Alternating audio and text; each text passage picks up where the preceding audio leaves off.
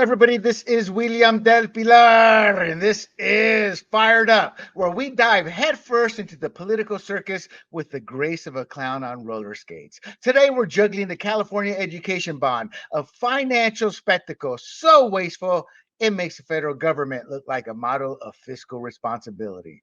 Then we'll tightrope walking through the Democrat convention's hypocrisy. Because if there's one thing politicians love more than power, it's a good old fashioned double standard. And hold on to your popcorn, people, because RFK Jr. has just thrown the biggest plot twist since The Usual Suspects by endorsing former President Trump. Yes, you heard that right. It's like watching your favorite sitcom where the quirky neighbor suddenly becomes the main character's best friend. So buckle up because we're about to navigate through the political comedy of errors with more laughs than a stand-up routine at a clown convention. So let's get to it.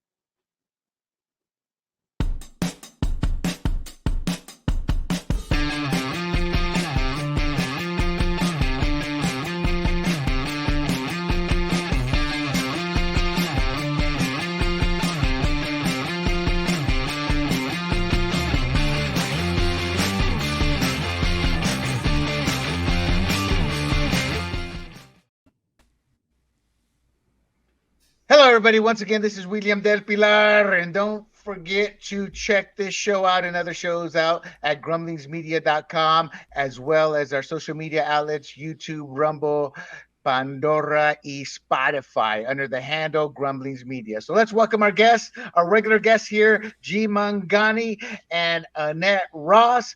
Annette, please tell us a little bit about yourself for the newbies who are watching the show. Hi, so good to be back, William. G, hello. Haven't seen you in at least a couple days. I'm Annette Ross, president of the Rancho Santa Fe School Board, at least still today, running for re-election, author of the book Where Fairy Tales Go, and disability advocate. And G, tell us a little bit about yourself. Yeah, I'm also on the Rancho Santa Fe School Board and have been there since 2018, and so that's what, 5.5 years and counting. Wow. And my day job, I run a software consulting business. So both things plus my family keep me very busy. And I'm here fired up. Well, and both of you serve on the school board, and that's big politics in today's day and age right now, especially with the Democrat convention. We're not going to get into the school aspect, but the president, Randy Weingarten, was giving a speech there at the convention regarding how what she pretty much said was the school system is made for great jobs and great union jobs. I mean, that's what she was promoting first and foremost. And I always thought, I was like, wow, I thought schools were for the kids, so it was a weird convention, but I wanted to talk about the convention in terms of the hypocrisy. First of all, we'll go straight into this. We'll start with you, G. G, there was extensive fencing used to secure the convention area. Now, what makes this ironic is Democrats are an open border party right now. And here they go with fencing around the convention area. Is it just me, or do you see the hypocrisy with that? Well, I just want to know if Mexico paid for it. I mean, they by doing that just basically confirmed that walls do work, right? And they needed to keep Republicans out? No, they needed to keep their own party out of the convention, right? And the reason why is because of the Palestinian conflict, and they're anti-Israel, and probably many of them are anti-Semitic. So they've got a problem with part of their base, which is going to affect the presidential election in Michigan for sure. But, I mean, they basically said, okay, well, walls do work. We need more police. I'm guessing the police were out there, so they weren't defunded. They were actually very well funded. And, that is, like what you said, the hypocrisy of it all is you have a stance that you're going to go on stage and talk about, but then you're going to have a different stance when it comes to the reality of it. So I want to say it was Biden on the first night. I remember he was giving a speech, and he was talking about the riots and the people marching and protesting. And for a second there, I thought he was acknowledging what was happening right outside. But he wasn't. He was talking about Charlottesville back in 2017, 7 years ago. So there's a protest and riot going right outside, but you need to go back 7 years to talk about some debunked talking point that he has. And I don't want to get into that, but yeah, the hypocrisy is definitely there. That's a great point. And then before we go to you, there's I won't say his name, but I am gonna do a clip on him. He's a well-known insider, not as big an insider in the NFL as others, but we got into it regarding that Charlottesville, and I just showed him, hey, even Snopes came out and corrected that, and he didn't want to have none of that. So it's no surprise that that's something the Democrats are still hanging on to. Miss Annette, there were initial breaches by protesters, so additional layers of fencing were added to enhance security. Any thoughts similar? I assume your thoughts are probably similar to G's, but what do you think about this? I think that G did a good job nailing it. I don't know if any of you saw Vivek Ramaswamy was out there with the protesters. Did you guys see that? And what he said was that it got violent at times, and it was actually pretty scary. And he also grabbed a lot of the materials that they were passing about outside, which a lot of it was like, he said he wasn't going to read it all, but communist, I don't know, materials. I mean, it was some very strange stuff, pamphlets and so forth that he was showing. I can't disagree with the thing that G said. I think that it's completely hypocritical. It's so obvious and blatant. I guess for me, the problem that I have is, how can anyone be buying it?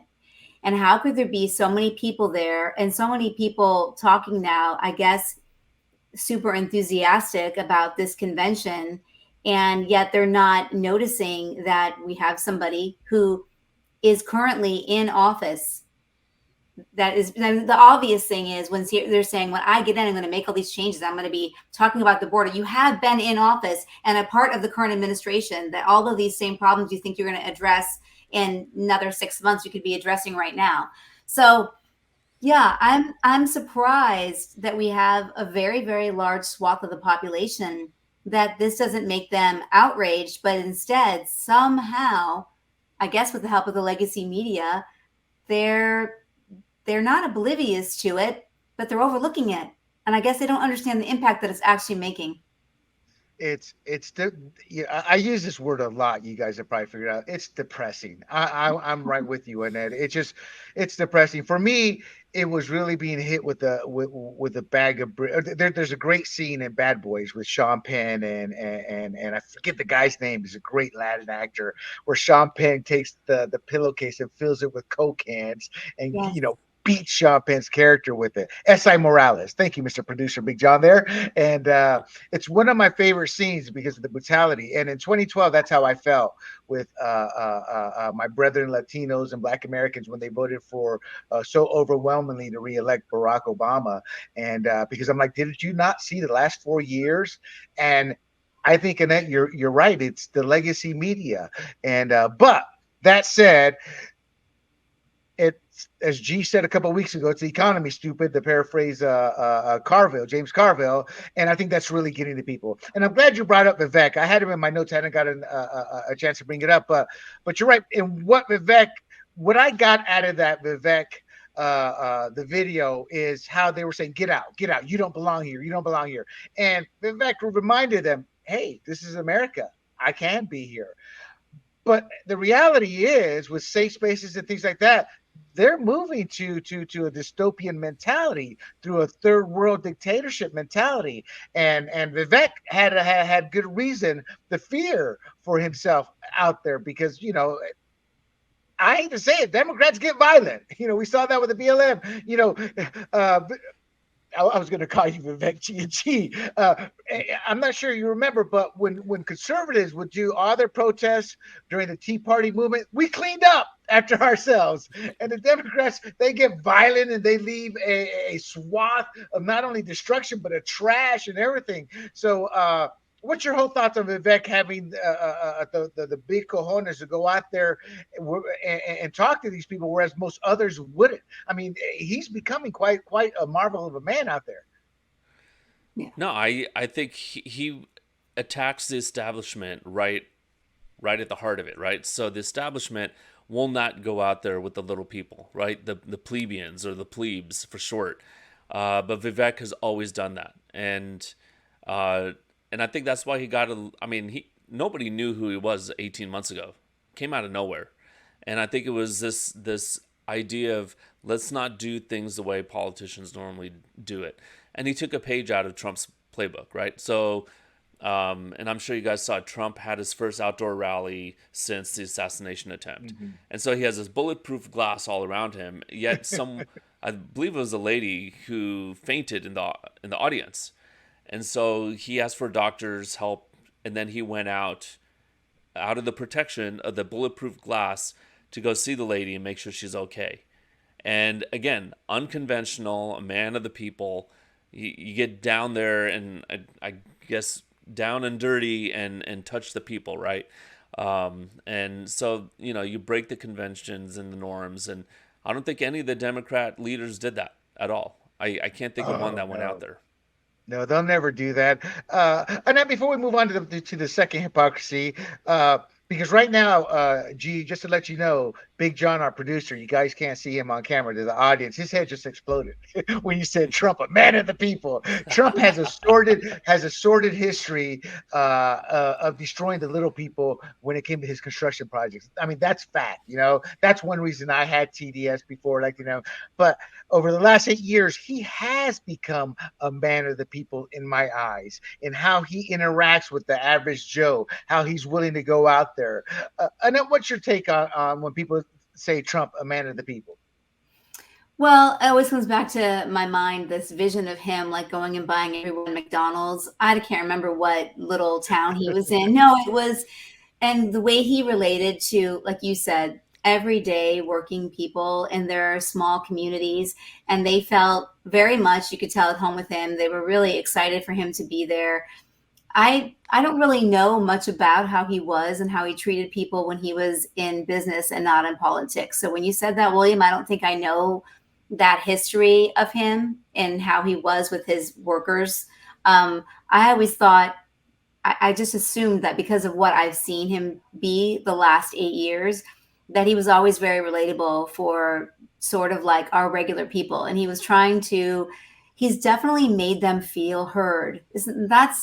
That is so important. It's not like a sugar coated, again, when Trump first came on the scene, I remember thinking to myself, wow, he's not that polished. To me, he's not Vivek, an intellect and truly the American dream. Like I see Vivek in a very I love his story.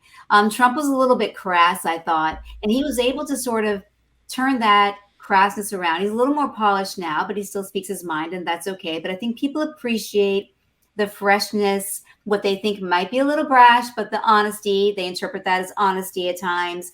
He's not going to be afraid or hold back and try to be political at times. He's a little bit apolitical at times, in my opinion. Yeah. Could you try to not say that? If I was, I'd be like, ah. So, but for some reason, a huge a large group of people, a huge group of people, find that really refreshing, which means to me they really felt alienated and separated out from, just the ivory tower, what's happening up in the upper echelon of politics and education, and how that's all sort of they're all together up there. I'm not even sure exactly what they're doing, but I have some thoughts. And I hope I get to bring those up a little bit later. But I think that him turning to the people the way he has is really worked. Right. I think he's a modernized version, good or bad, take it for what it's worth, of Reagan with the blue collar Democrat. The Reagan Democrat is what they ended up calling. And you're right. Mm-hmm. Throughout the Midwest, I can't remember. In fact, she was a Secret Service agent or a media guy, covered her up at the assassination attempt, a reporter. She went out throughout the whole Midwest to cover Midwesterners. And she realized these people love Trump. And my reference to Trump is how he dealt with people who were blocking whatever he wanted to build, those type of, but he's always treated his employees well, to my knowledge. But you're right. I think he has become a man of the people. But so getting back though to the Democrat convention, and we'll stay with you, Annette, Now, the Democrat Party has shifted towards defund the police movement back in 2020, including big time support from Kamala Harris. There was a big, heavy police presence at the convention. It was kind of militant. They militarized officers, contrasting with their whole stance. Day one, there were 13 arrests for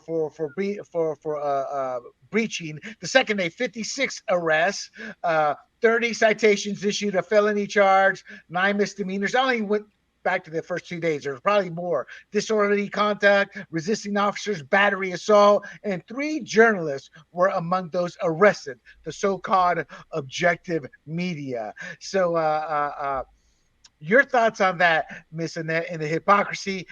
They don't want police anywhere else, but at their convention, they were very militant in how they were formed and presented around that convention center. I think that should terrify everybody, for them and not for us. Talk about a police state. I mean, look at what is happening. That is exactly right. We all know what, and I'm sure we're gonna talk more about this with RFK, what they're doing to free speech. That was one of his major problems. They want to be armed. They want to put out a very, very militant and very intimidating police front for them, and they're not going to allow any one of us. Well, they want to not really protect our right to bear arms, but really that's not the point for me. The point is they're militant, not because anything was threatening, but they're militant about anyone who disagrees with them or tries to get the truth. That's what's happening. That is a terrifying thing. I think we are living in a terrifying moment, and that's what we need to talk about. That's the reality of it, is that they are trying to subjugate us, to shut us up, to not have our voices out there, and they'll use military force to do it. That is correct. And coming from a third world country, and I've studied this self-taught, but we do see it through history. As countries are dictator ruled or socialism and communism, and the country begins to fall apart, we in the U.S. just don't realize the importance of that plebe, as you said earlier, having a job with the military or the police, meaning they're still collecting the check. So we in the States go, well, the military should just turn on them. Well, the military is grateful to have a job, those guys there, or else they would be starving on the streets. So it's a tough situation. And you're right. They use the military in a militant fashion against us here. And it's kind of scary. And it's not just Democrats, but just in general, when the government, because there have been times where I may have agreed with the ideology at that moment, but you go, whoa, dude, you're going too far there. You don't need to beat the hell out of that poor civilian. So G, your thoughts on this? No, I have a slightly different take. I mean, yeah, maybe the police was heavy-handed, but just the fact that they're using the police and using it on their own people is just laughable to me. And meanwhile, here in California, and I brought this up in previous shows, they just allow you, if you steal anything under $1,000 from a store, it's just a misdemeanor, and most likely the police won't even come out, right? So they're more concerned about protecting their ivory tower at the DNC than protecting small business owners and store goers who are in the shop when these stores are broken into. But not only that, like if you might have seen Chris Cuomo of News Nation, which I think is an arm of ABC, is that correct? News Nation? I don't know. I have no idea. Maybe it just seemed to come out of nowhere to me. But he was on the floor and he did this, and I saw it on X, but it was maybe a 3-minute clip. But he was bemoaning the fact that the Democratic Party used to be the party of the middle class, and they wanted the big money out of politics. Meanwhile, he's pointing up at the boxes up there saying that box cost some millions of dollars, and that one costs that many millions of dollars, and it's just for people to sit and watch the DNC, right? And not only just regular people, but also like the news stations or maybe some of the wealthy. So while they're bemoaning, and this is what Chris Cuomo was saying, they're bemoaning the wealthy rich white men. Maybe they'll narrow in on them. They'll happily take their money. Yep. Right. And then that's that's the ring of police surrounding all the wealthy people. But then the little people, well, let's defund those police, right? So there's hypocrisy there.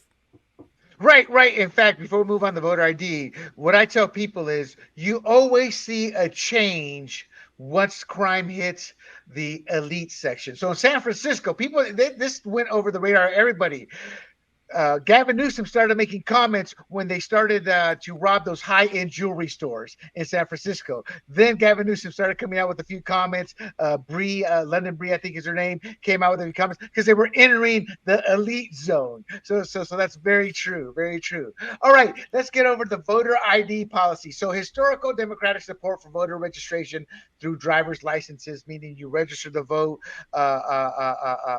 Just by going to DMV and things of that nature. So, well, I really don't know why I said that. I guess what I'm getting ahead of myself. But the point being is they don't want voter ID for anybody come election day. And that hit me 2 cycles ago when for the first time, I went to go vote and it just was awkward. I didn't have to show my ID. Yet to get into the convention, Miss Annette, you had to show ID. Steve Cortez, I think is his name, had it was just too long, but a phenomenal, like almost 4 minute video. He had an illegal with him, and he was trying to get that illegal access into the convention. And he was saying, no, we're just asking because, Democrats, hey, my friend came over here with no ID and was able to cross the border. He's here right now. He just wants to go sit here and thank his friends at the convention. And they realized eventually that he was mocking them, some of the people. But what are your thoughts on this form of hypocrisy? It's embarrassing, honestly. It's embarrassing. I have no words for some of this stuff because it's that outrageous. And what is that saying when something is so outrageous and blatant and it's just completely in your face? They're not even like trying to like cover their sins. Like, no offense.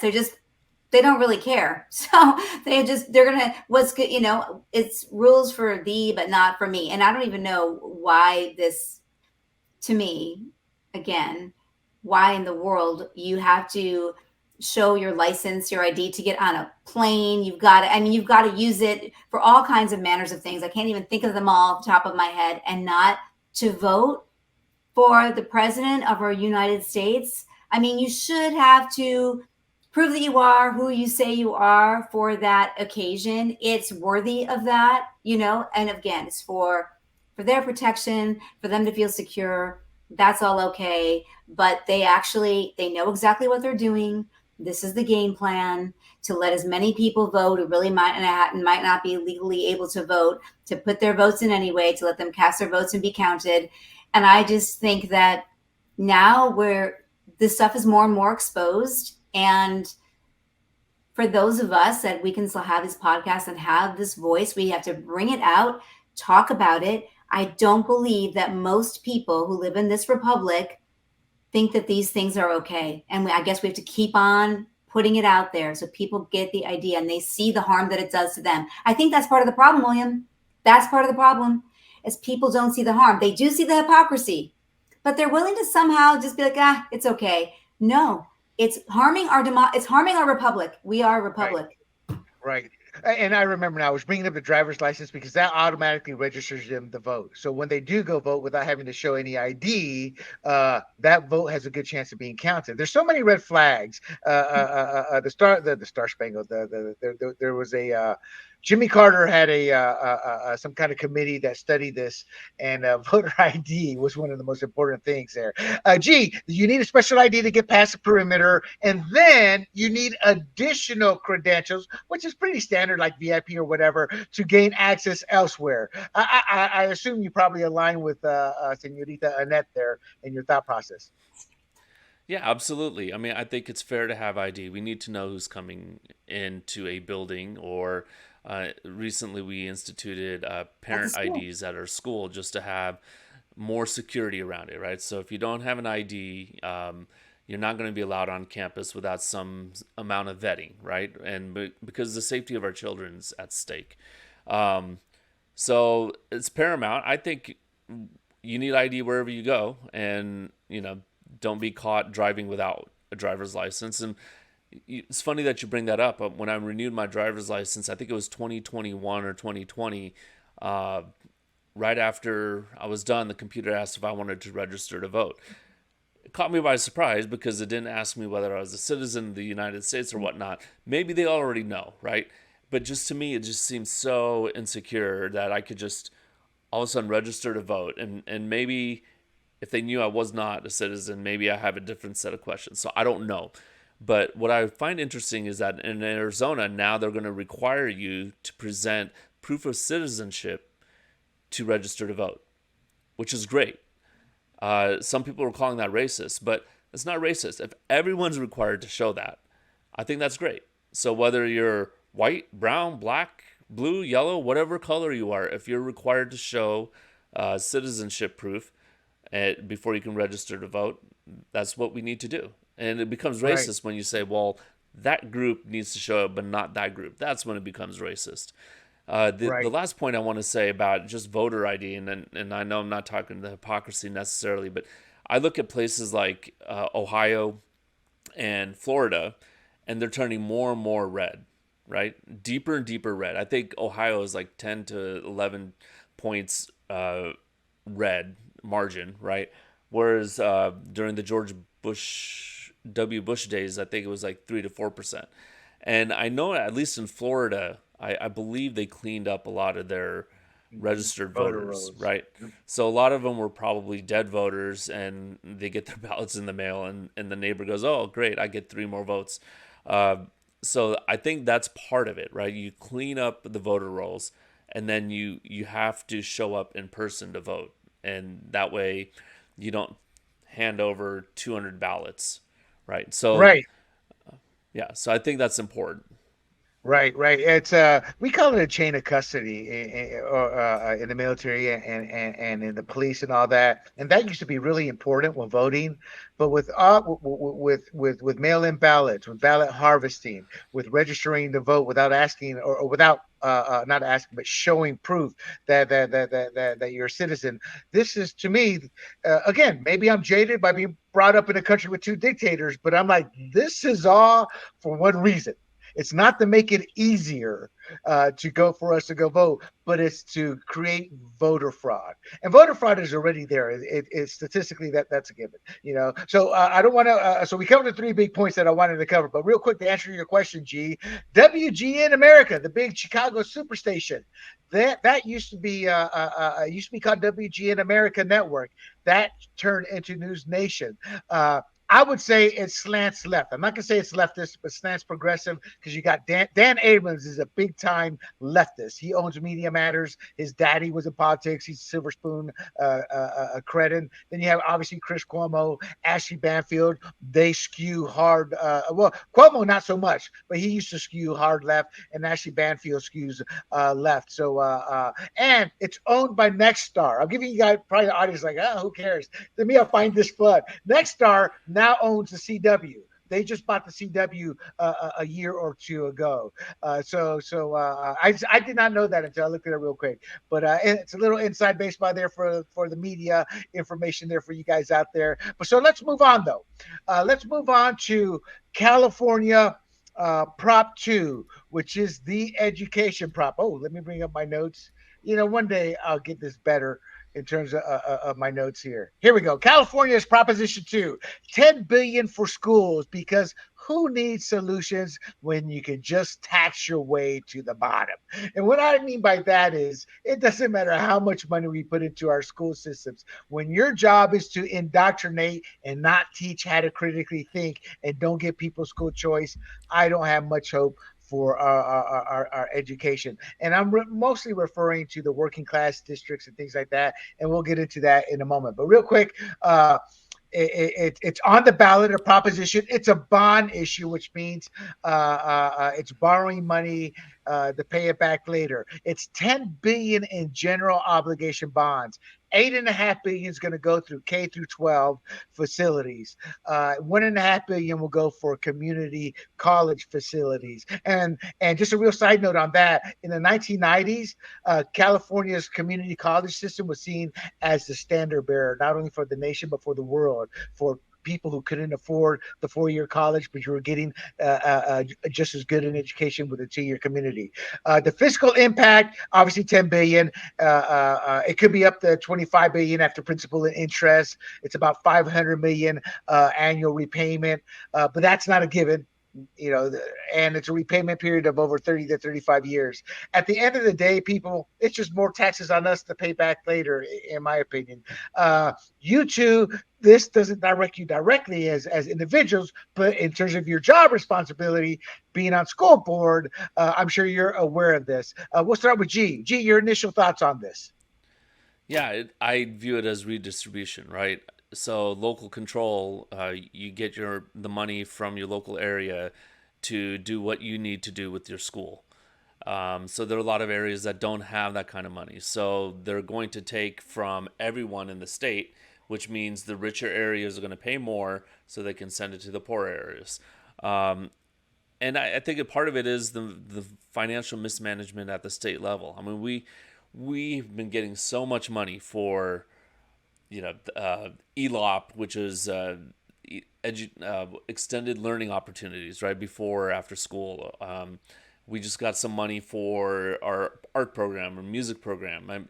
I mean, and these are great things, but why don't they give some money for helping to rebuild the facilities? So I think if they manage the state money better, that they could do that. I think part of it is also prevailing wage, right? So whenever we have a construction project, we have to pay prevailing wage. And I looked it up earlier just to make sure I could get my numbers right. But just for like carpentry, right? If you want to build a building, it's $75 an hour, which is basically, full time. It's $150,000. There's no competitive bidding. That's right. The contractors have to pay their employees $75 an hour, right? And I don't believe that's salary completely. It's for all these line items, right? Healthcare and pension and all that. But if they allowed more competitive bidding, then you could fund a lot more projects with the same number of dollars. But in this state, we can't do that. Right, that's correct. In San Diego County, I think they passed it a couple years ago, at least for the city, that you can only get union labor. You cannot, which destroys a whole swath of working class individuals, specifically a lot of Latinos who aren't part of the union. They can't even they have no chance. So that's true. Miss Annette, the support for this program is Newsom, the Teachers Association, the state PTA, school districts, construction groups, because as G said, they get the money. It's very progressive, the support for this. Piggybacking on what G said, what are your thoughts initially in all this? Well, that none of their money is free.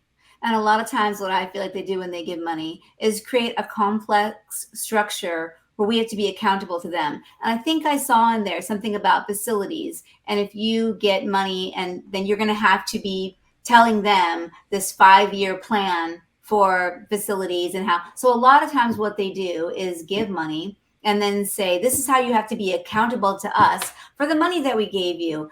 No, thank you. Actually, other thing that G, I didn't want to interrupt you when you said it, but you mentioned ELOP, but in the massive amounts of money we got for COVID. At that time, we actually still have money left over from COVID, William, that has just sort of been sitting there, extra money that floated down or went to all the districts, I think. And where did it come from? I guess, I don't know where it came from. The taxpayers. Well, it always does come. It's always breaking our backs. I'm sorry. I know it came from the taxpayers. I should not have said that. But all of a sudden, there was this influx of Well, right, because it came from the government and then it really came from the taxpayers. Isn't that the way it always works? It's just whatever. So, but back to the point that I was saying before is that they give us money, but then they actually tell us how to spend it. So they'll say, oh, we want to give you money for music, but not so you can be innovative or you can be like, maybe make a brand new music program. What they say is, we'll give you money for music. You've got to hire this many new teachers. Oh, that sounds like it's more for, is that really to beef up our music program or make sure that we can all have brand new instruments or new orchestra, things to put your sheet music on? No, it's about the control. It's about the accountability. And when they give us money, it is never free. Correct. It's your catch 22. Oh no, you can be is it autonomous. Is that the right word? You can be an individual school board. You can make your own decisions as Local long as you control. follow our guidelines. Yeah. And you guys may be too young, but I was at that cusp of 18 to 21. Hey, I can have my first beer legally. And what people don't realize is the government said no, states, you have the right. You can keep the drinking age at 18, but you're not going to get the highway funds. So it's a form of blackmail. What you were talking about, Annette, school districts must submit a 5-year school facilities master plan to participate in that program. Districts must also submit a report of their existing school building capacity. And they also, some districts have to also match the funds. And so I'm against this because we've squandered with too many programs and don't. Our kids should be our first and foremost priority. Instead, we make them no priority, and then they try to put the guilt trip on the public. Well, you got to pass the bonds for the kids, you know. So that's why I'm against this. But if everything was equal, I would strongly consider this because I do like the fact that the wealthier districts, your district, for example, it's not good or bad, but let's say they want to raise fix this or this. You have the income tax, you have the high income tax earners where you can match this with fundraisers or another bond on the local, but not a national city. And for people out there, national cities are Latino version of Compton in some ways. They're not going to be able to raise any funds. So they got a good program here where they have carve outs for that. But the problem is you just can't trust them. It's like, I want to say it's probably 15, 20 years ago now. They had a bond for firemen, for everybody who voted, and they passed the bond. They thought it was going to go to fire. The fire department said, no, it went into the general fund. And by law, anything in the general fund can be used for whatever. So you just can't trust the government on this. Go Wait, ahead. can I say one thing? No, because what you said triggered something. Yes, and I think it's so sad. They tried to manipulate and control those other districts even more so. You're right. A district like ours that has more resources, we can sort of stand up a little bit against the state, or we can even say no to money because it might have restrictions, or it might be like there's too much that we have to give if we want to take the money. But a lot of those other districts can't do that. So they're really beholden to the state. So the state basically is like a sculptor carving out the schools, the public schools, the way they want to see them. And so they have to behave and do what they want them to do because they really need the money. And I'll say one more thing. The teachers, some of our teachers that I know well and personally were going to get their master's degree. Again, they were able to get money from the state so long as the I guess the subject that they took for their teaching credential and getting their master's was SEL, social emotional learning.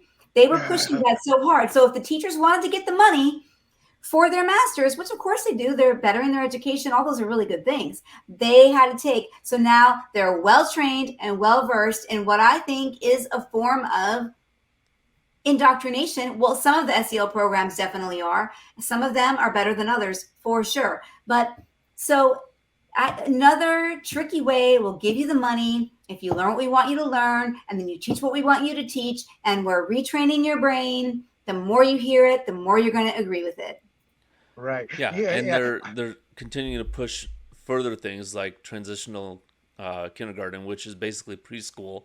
They want every school district to provide that for free to the community, but we don't get the money for it from the state. So now we have, with the same budget, we have to now add 40 to maybe 60 new kids, and we've pushed back against it, saying, no, we can't do that. And another example is the universal meal plan.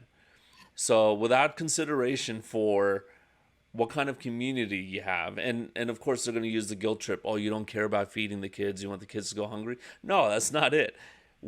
The average home in our area is $3 million, right? So the kids are not starving in our area, but yet we're forced to pay for their breakfast and their lunch if they ask for it, right? And there's no consideration as, okay, well, maybe that school board decides that they don't need to do it. At least apply for some waiver. Like, give us a chance to ask the state for a waiver to say, we really don't need this in our area. We don't have any of that. We have to implement it, Right. right? So if the state was a little more responsible with the spending, or their policies on us on how we can spend, then we would have more money to fund some of these projects. That's true. That's true. That when you sat there and said the emotion or whatever, I think of that Yes, yeah. 1975 great song, "Feelings," nothing more than feelings. I can't sing for squat, but you also said it. They try to put the guilt trip. It's progressives are just great at manipulating feelings, and that's why they win a lot of these battles. People don't like facts. Facts don't generate a feeling, but emotion does. Before we leave this topic, I want to talk briefly on the arguments in favor and against. The arguments in favor: urgent need for repairs and upgrades, and that's true. It addresses issues like mold, leaky roofs, and outdated infrastructure. Now, the one thing, if I was for this, I'd be going AC. There's a lot of schools that really need new AC.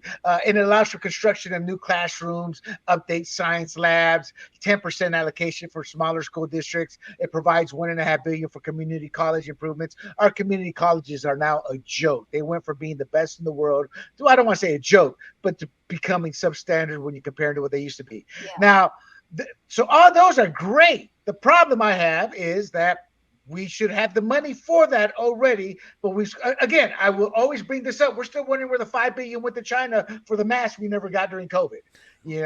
Where's the investigation? We don't know. There's really only one group opposing this. That's a Howard Jarvis Taxpayers Association. For those of you not in California out there, they're probably our staunchest defenders in making us understand what the state really wants to gouge us tax wise. So they are actually a great advocate for everybody, but the Democrats have demonized them to sit there and say to put them in a negative light. But they have financial concerns. They call it an expensive version of a credit card. Again, we're borrowing. What's that saying? We're borrowing from Peter to pay Paul down the road. So I agree with that. The interest payments significantly increase the total cost of taxpayers down the road. Equity issues, concerns about equity and fund distribution. Again, they do have some programs to offset that. And the other thing is, 10 billion really isn't enough. That's how bad our education system is. So they're going to come out with another bond a few years down the road again. And when I did my research, one of the articles was old, but it's still true because we do have surpluses here and there during times. It's like utilize the budget surplus when we have it for one-time expenses like school construction. And to your point earlier, repeal project labor agreements to increase competition. I see both sides of it, but because of how corrupt and how big our government has grown, I just can't trust the side that wants this. Gene, we'll start with you for your final words on this before we move on, then to Annette. We've kind of beat this, I think, down, but any final words from your end? No, I think what you said at the end there is, this is a way to fund jobs, right? And that's a good thing to have jobs, except for when these jobs are overpaid and you have no chance of having competitive bidding. And like you said, you don't trust the other side of the ones who are in charge of the purse strings. And that's always a bad thing of one party rule. And I don't care if it's Republican, Democrat, and John's probably applauding right now in the background, but one party rule leads to corruption, and it always happens. And that's why having an opposition party that's substantial is important. It's to allow better labor agreements that are better for the people rather than better for the labor unions. Right. And Annette, I'll toss this caveat on to you to add for your final comment if you want to put in. There was an Assembly Bill 75 that proposed 12 billion school facilities, and a Senate Bill 22 that proposed a $15 billion, just to let you know. My take is they didn't want to add to the budget, and they feel that this is a great, we can guilt them into voting for it through a bond issue. Your final words and your thoughts on that before we move on. Well, And if you disagree, that's fine. No, because honestly, I did have some feelings toward it, because I do think there are some schools out there that have real needs, especially for the infrastructures of the schools and buildings not being, like you said, air conditioning, and some that are really probably broken down and they don't have good facilities and proper facilities for learning, and maybe even in the classrooms, not the proper, furniture, or whatever the students need.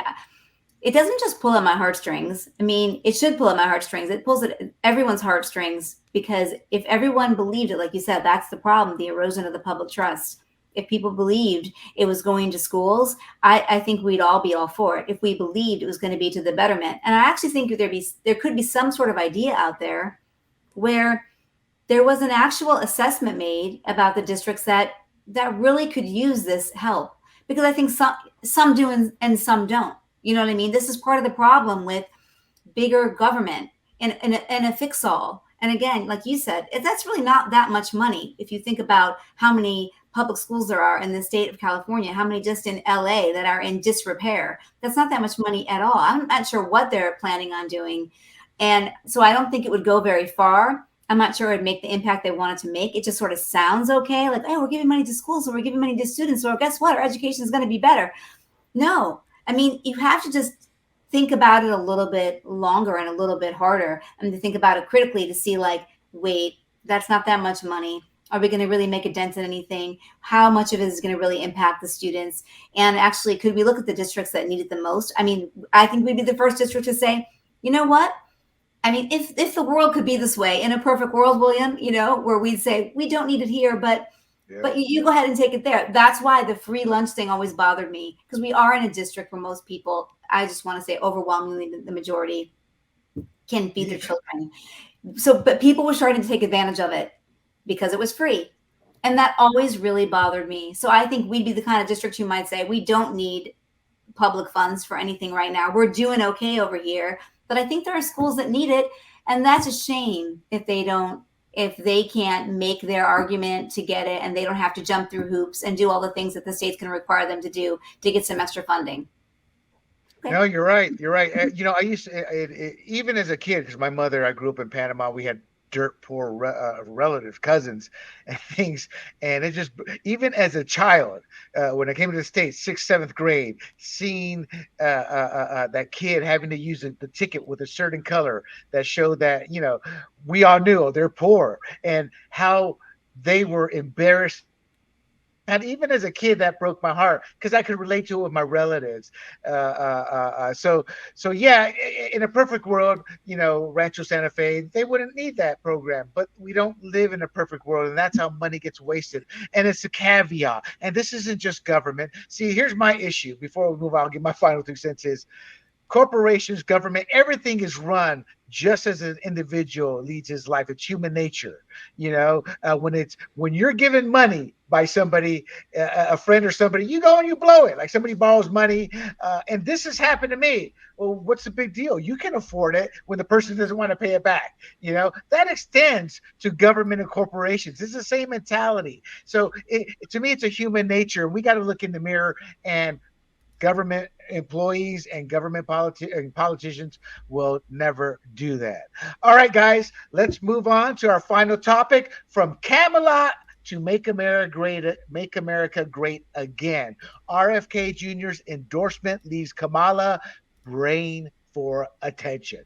And I guess I should say what brain is in the audience. That's a donkey Democrat. I think I got too cute with that one. But so I sent you guys notes on this because, he gave his interview today. But this was obviously today in Phoenix. He went and he endorsed Trump. He cited a lack of a realistic path for an electoral. He emphasized he's suspending his campaign, not terminating it. And he didn't say this part, but a lot of times these people don't end their campaign because there's legal rules in terms of how much money they can get to help them pay off their debts. And he, as I said, he endorsed Donald Trump. Let me play this video here that kind of John, your head's going to explode, because it was Lauren Boebert that I got this video from. That's a silly woman at times, but she's Republican congresswoman, and she put this out.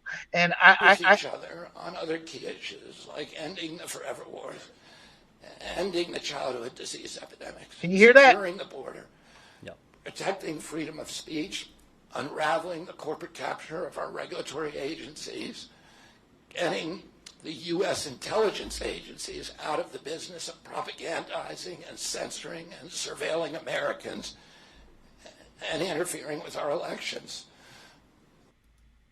So I think what's happened here, is, and maybe with Trump with his assassination attempt, but something's happened with RFK over the last couple of years. I've never cared for him. Hardcore leftist, suing everybody, even when he was in the wrong. He was like a machine. Your typical hardcore leftist candidate. But something's changing him. Maybe because he's older. I do know as we age, I don't want to say we change as much as we look at things from a different perspective. So the first thing Kennedy did when he took the stage was declare the Democrat Party now represents the exact opposite of democracy. And his proof was he detailed how the party. So I don't know if you guys heard it. It was a long-winded speech, but very detailed. If you're a political junkie, you're like, holy mackerel, he is hammering the Democrat Party here. But he talks about how the Democrat Party subverted democracy under the guise of saving it. At the voting booth, the DNC waged continual legal warfare against Trump and himself, he said. Quote, it ran a sham primary that was rigged to prevent any serious challenge to President Biden. That's why he went independent. And look, Kamala did not get one vote, and she was coronated. Then he quotes, then when predictably bungled debate performance precipitated the palace coup against President Biden, the same shadowy DNC operatives appointed his successor also without an election. And to the audience, what he's referring to is word on the street. Insiders were stating that, in essence, they threatened him. You either step out or the 25th Amendment will start looking your way. And he felt forced to step out. So your initial thoughts on what I said before we get to the actual endorsement. Do you think there's truth, or do you think he took it to another level in exaggeration in terms of how the Democrat Party subverted the primary, how they got Biden out, and how they kept him from being a serious challenger in the Democrat Party? We'll start with you, Annette. I'm so glad you started with me because I love this guy. The first time I saw him, William, was like I listened to his interview. I knew who he was, of course, but he was on Joe Rogan, and he was already put his name into run. 3 hours. I watched it twice. I found him to be riveting, and I think it is so interesting. What would be the word? I don't know if it's metaphor, but that someone who is by far and away the most articulate candidate in this race is the one who doesn't have a good voice. You know what I'm saying? He cannot physically get his voice. I almost feel if he had his voice, he could single-handedly shut those two down. I hope I'm allowed to say this on the Fired Up show because I know you guys want me to be honest, but this man had my vote. I love this. That's fine. Well, the things that he said about how they have weaponized our justice system and what they did, what they are doing, that is happening in the United States of America, and why can't everybody hear it? This is sort of like about the military. And I know you said, G, I think you said or maybe it was you, William. We use it, maybe Republican, the government can use it. But I think his description of what happened and the steps they took to keep him off the ballot should be illegal. He even brought up, I'm pretty sure in his long speech, which I thought was excellent and riveting, again, amazing, brought up Ross Perot and how few times he was allowed to be on ABC or NBC twice. You know what I'm saying? So yes, other people did give him platforms. So you had to go looking for it. I would go look for it. I wanted to hear what he had to say. I'm not saying everything he said was perfect. I'm not sure if there's a perfect candidate out there, but I think he is the brightest, has the deepest understanding. He has a lot of really interesting things to say about where the Democratic Party was and its journey to where it is today. It's troubling stuff. I mean, and he isn't. Go ahead. So I'm sorry, G. No, that's right. G, let me add this to it. he stated that he will not be withdrawing his name from certain states, but will be withdrawing his name from 10 battleground states. And for the audience, real quick, one of the biggest issues people had with RFK Jr. is his stance on vaccines. Big John's a microbiologist, so we had a lot of conversations, so I don't have much to say on that because I'm not knowledgeable. But what I am knowledgeable is on logic. And I'm like, when you shove 72 vaccines in a kid's arm at once, there's a lot of potential for danger. So my take isn't that this causes this causes that. My take is 72 vaccine. No, that's just you're shoving the body with 72 versions of poison. So, but that my point to the audience is that was the biggest issue most people had about him and his reputation. So, but back to his speech there, he said he would not be withdrawing from some of the states, but will be withdrawing from battleground states. He doesn't want he wants to be a spoiler to hurt Kamala, but not Trump, and that shows how much he now loathes the party. And I don't blame him simply for the fact that they kept it. Even Big John and I agreed on this. So answer this question too. I think had he been allowed to run in the Democrat primary, he would have run away with the nomination. So your take on him withdrawing from certain states, the battleground states, and not other states, and do you think he would have won the Democrat primary? Yeah, I mean, I think in politics you got to balance principle and power, right? So if you and I think RFK is a perfect example of someone who runs on principle, right? But your principles get you nowhere if you have no power. You need to have power. So I think there's a reality of, okay, well, if you're going to, and you look at what happened with both primaries, right? Biden and Trump. Neither one debated, right? But the difference is Biden and his machine kept every other competitor out of the primary. Whereas Trump and the Republican side, they had a full primary. I mean, how many debates did they have? 10 to 15 of them? I mean, there were quite a few. Trump didn't attend them, but he didn't need to attend them. That's right. So there's a difference between allowing the free exchange of ideas and knowing that yours is going to win anyways, versus Biden, who said, okay, we're not going to have this exchange of free ideas.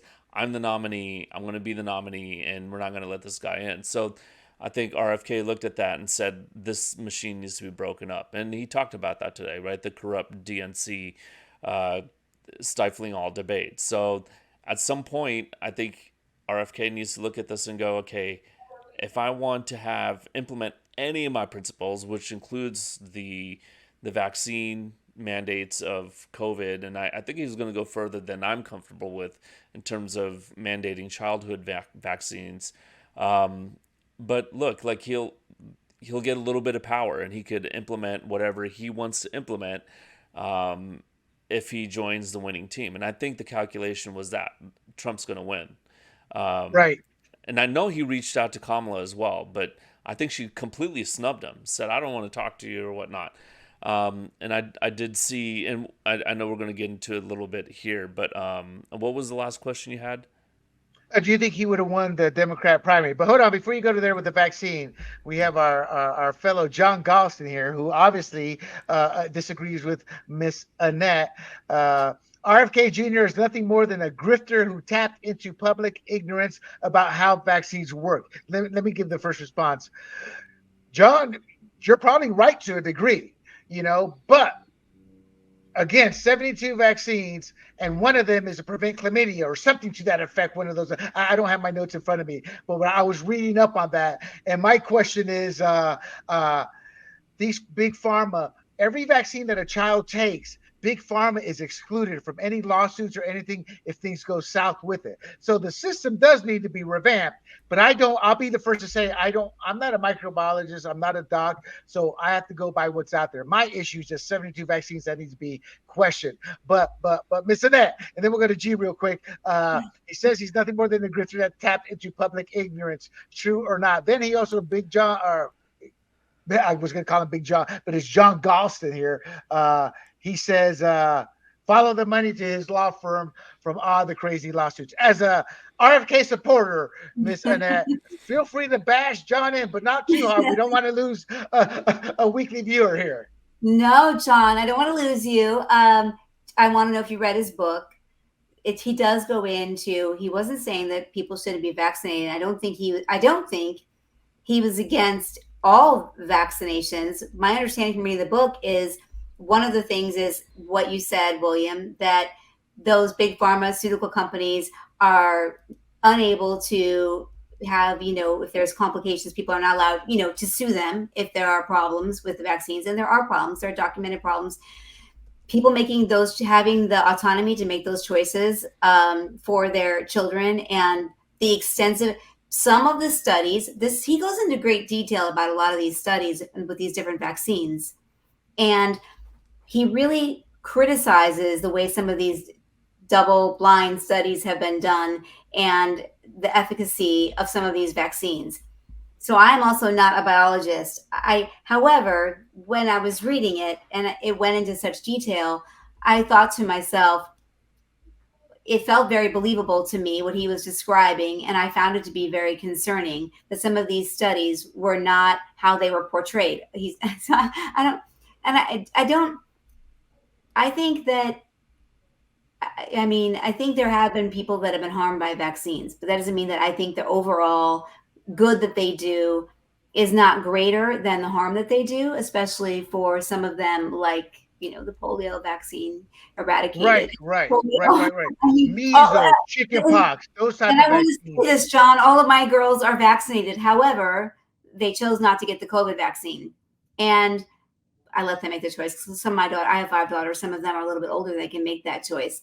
I think that what you said also, William, is very true. And if we compare ourselves to other countries that don't give our children as many vaccinations, it just begets the question, why? Why? What is the purpose for? You tell me the purpose, because I've had 5 children. Why they need to vaccinate my brand newborn baby with a hepatitis B vaccine before she even leaves the hospital? Brand new, perfect systems. I never allowed that to happen. I knew that was about, I don't even know what that was about, but it certainly wasn't about the health and well-being of my child. Well, So I'm sorry to interrupt, but No, I think a better example is the greed of big pharma. And again, I don't know enough about vaccines, but 72 vaccines when I was a child, we weren't being given that many. And when you went overseas, military brat, you had no choice. You had to take all those vaccines.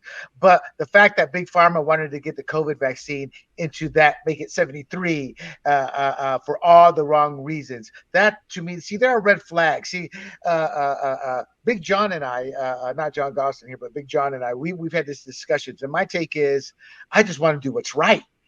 So do we need 72 vaccines? Is it possible that some of these issues, I believe a lot of it's diet, the processed foods, but these vaccines aren't helping. It's like some of them we don't need, to be giving kids. So that's how I look at it, John Gostin there. G, just quick, a few words on that so we can keep moving here. No, I was against mandating the COVID vaccine for sure. That's like mandating the flu vaccine. But I'm in favor of a lot of these other childhood vaccines. And, I got people on my side of the aisle coming at me as a school board member saying, how dare you mandate the measles vaccine? Well, look, I'm not mandating it, and that's the government, right? That's the state government. So we have to comply with the law. But beyond that, I'm in favor of that, because measles is or smallpox or some of these other childhood diseases, ones that affect children, they are critical to maintaining public safety, right? So Right.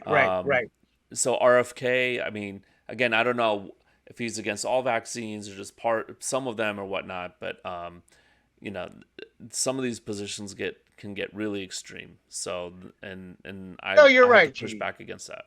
You're right, like measles, polio. There's some vaccines that a vaccine is supposed to not cure you, but prevent you from catching the virus, and they actually work. But we've convoluted and destroyed that term. And I believe, again, going back to public education, our lack of being able to critically think. See, I think my answer is because I critically think about it. I look, okay, this is good, that's good, but why so many? Or maybe we should spread them out, or whatever. We need to sit down and because this is for the kids, our future. So that's how I view it. So moving back to the Kennedy, though. So Kennedy did reveal that Trump has asked him to join his administration. And the question becomes, what would Kennedy do under a Trump administration? And he would be tasked with ending the chronic disease epidemic. Now, people think vaccines with Kennedy. I don't. I've done a lot of research of my own, a lot of self-help reading, and it really boils down to me is all this processed food. Video games, babysitting our kids. We don't go out, things like that. But that said, how would you want to see Kennedy in a Trump administration, and where do you think he would fit best? G, we'll start with you before we go to Annette. Well, I believe Trump said a committee of presidential assassinations. And he didn't specifically say RFK would be involved with that, but I think that would be the first spot that I would put him. But I would put him in charge of. Wow, that's a good one. I would say put him in charge of the. I mean, every single thing I think of, If I'm you like, don't know, oh that's no, fine that too. would not be good. Yeah, I mean, if you don't know, that's fine too. I mean, some people have said the CIA because of his family history. Me, I Actually, think that the rumor is the Health and Human Service or Agency, whatever that was called. That to me would be a good spot. But yeah, I can see him with the CIA. But at the end of the day, that's just wishful thinking because he doesn't have the experience on that side. Miss Annette, your thoughts? Yeah, I'm sorry. Go ahead. I'm sorry. G, I cut G off. I'm sorry, G. Did you have something else to say? No, I was going to say that I think the CIA one would be great because I know his dad and his uncle, JFK and RFK, uncle and his dad, they were at odds with the CIA during their time in the government. So that would be perfect to shake things up there because I just or the FBI. I mean, I just don't trust the FBI anymore. Actually, the Attorney General will be better. I was just thinking about the Attorney General. That's what I was. I'm sorry. I'm sorry. All right, let us cut that role, right?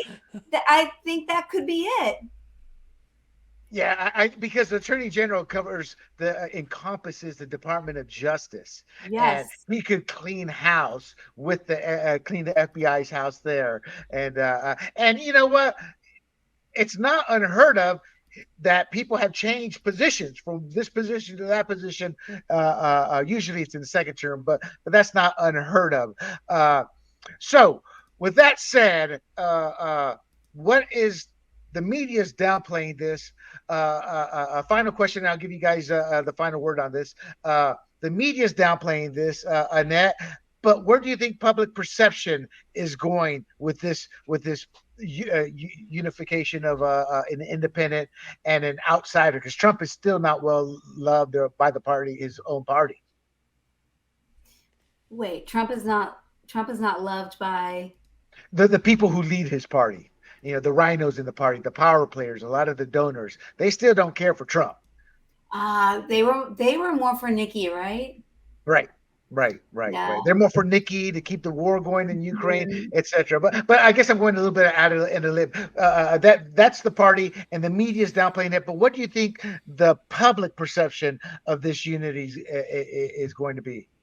Wow, that's a fascinating question. Just really quick, because you said that about. I loved what he said about the war in Ukraine. Just as an aside. What is the public's perception? Oh, gosh, William, I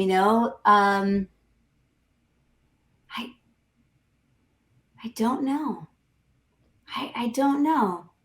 Gee, what do you think? I'm not sure. This goes back to what I was saying last week. And by the way, my background changed and now my browser works fine. All you guys are frozen in time like 3 minutes ago. Your hands were like half. I'm like, something's different from the first week where everything was working fine. But now I realize the background. You were like Aladdin with the hand going in and out. No, I think, okay, so going back to what I was saying last week, the Republican Party is more centrist than it's been, I think, since the Ronald Reagan days, if not before that. Whereas the Democrat Party is like really left wing. I mean, I hear Trump say things where I go, ooh, I don't necessarily agree with that. Like throwing tariffs. I mean, I'm all for free trade, not tariffs, right?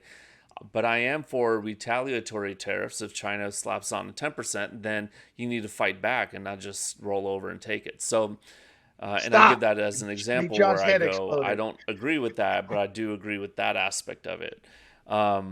So going back to, okay, well, I think the Republican Party now is the most centrist that I've seen it. And I think that's going to, and it's odd to see RFK join the Republicans, right? But that's because it's more centrist than it's ever been. And whereas the Democrats are just way over to the left and unpalatable to the Rust Belt, which I think two of those states will go Trump's way, if not all three. So I heard a statistic today, and I think it was Dr. Steve Turley who said, okay, if RFK jumps out of the race, out of the RFK voters, which way will they vote? And 4 out of 10 said they would vote Trump's way, and I believe it was 3 out of 10 said they would go Kamala's way. So that's almost 50-50, right? With or 40-40 with a 20% undecided. But if RFK endorsed Trump, then he would get 6 out of 10 RFK voters. So now you've really switched the dynamics. And that's what the show of unity there was. I think Trump knew that and said, what do you want, RFK? You want to implement your principles. What power do you want to implement those principles, right? And that's where RFK went over, because he granted him an audience where Kamala said, I don't want to talk to you at all. Right. So I think the show of unity is going to be huge. I've already seen on X RFK voters, RFK supporters, like strong supporters, saying, okay, we're Team Trump now. Right. They just Right. it's hashtag Trump 2024. I'll push back on Mr. Steve there, only from the perspective a couple of analysts said, most of the Democrats left RFK already. So these are mostly voters who would have hurt Trump. So he's going to get he didn't give a percentage. But I found that logic because it seemed as if that shift happened over the past year, where he became more libertarian, more no, not more libertarian, but the Mises caucus was wooing him, which tends to align more with the Republican. So he seemed to have been taking more and more not conservative, but Republican style or that mentality type vote. So that's why I would push back on them. Real quick, the reason I asked that question is, let me preface this poll or these numbers with this.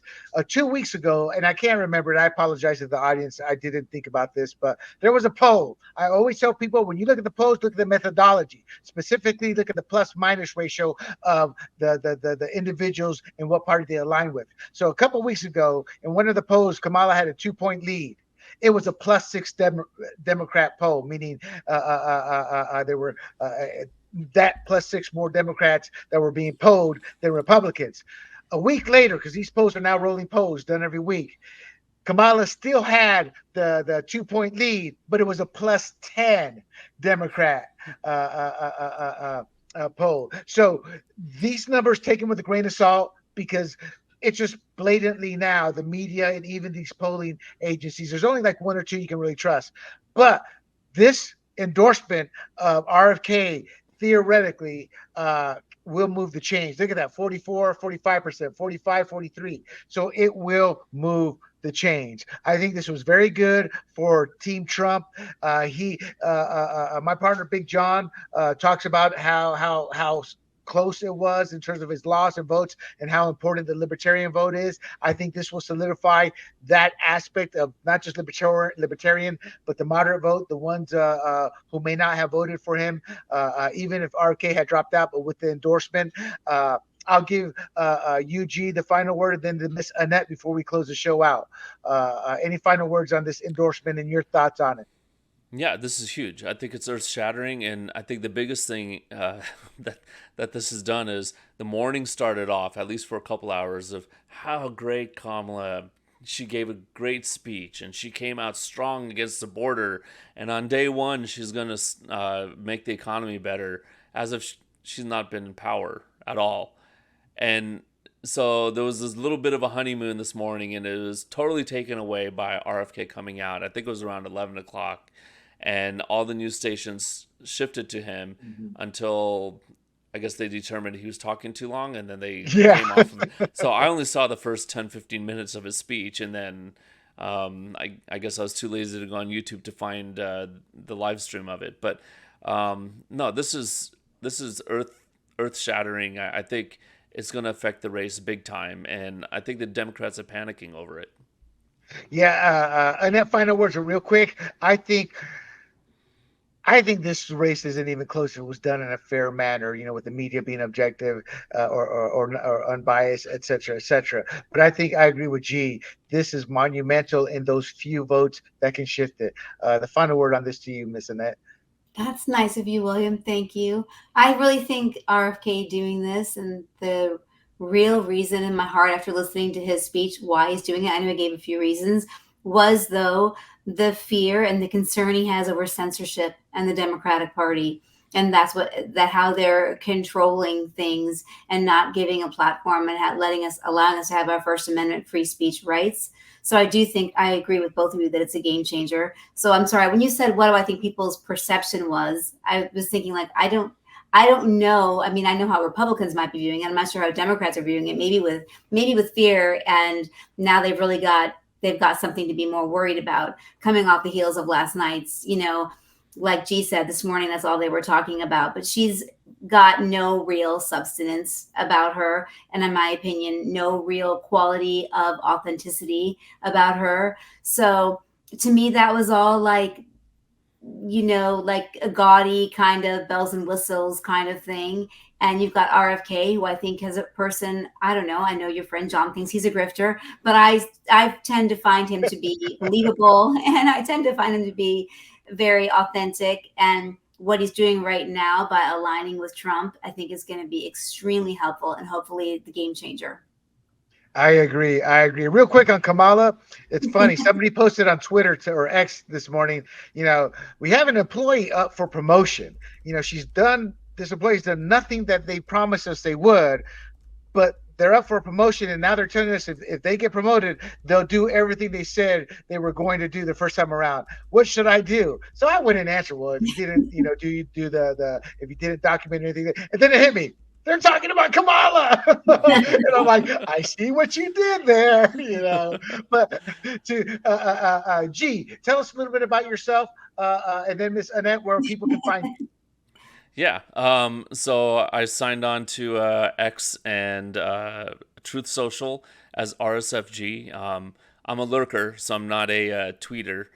Maybe that will change, but right now I just read a lot, and that's where I get my unfiltered news. But it's not really unfiltered. It is subject to the abuse by both sides to push out their viewpoint, propaganda, or whatever you want to say. But at least I can get it straight from the source right there, X.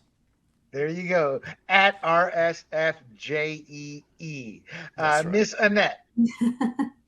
Yes. Oh, there you go. There I am. I need to start to use social media. I'm sort of like, I spent yesterday almost 8 hours in a library, William, reading a book about conquering. So I think that I love to read. I have like a very curious mind, and so I don't spend as much of my time on social media as maybe I should. Maybe that's why I didn't give a good analysis about people's perspectives. But I think right now we're in a very fascinating and important period of history, and these conversations are going to be the thing, I think, that's going to help us try to move things forward a little bit. I'm going to take incremental steps, anything we can get.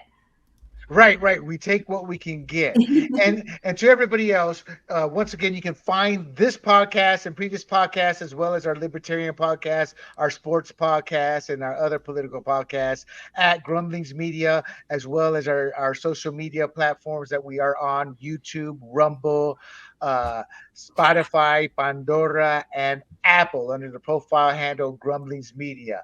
I thank my guests again, and until next time, this is William Del Pilar. This is Fired Up, and I bid you adieu. Hey everybody, this is Big John from Grumblings Media, and I just want to say thank you for watching our content. If you want to support our efforts here at Grumblings Media, just smash the subscribe button right here, totally free, or just go ahead and consume more of our great content. Click either one of these two boxes.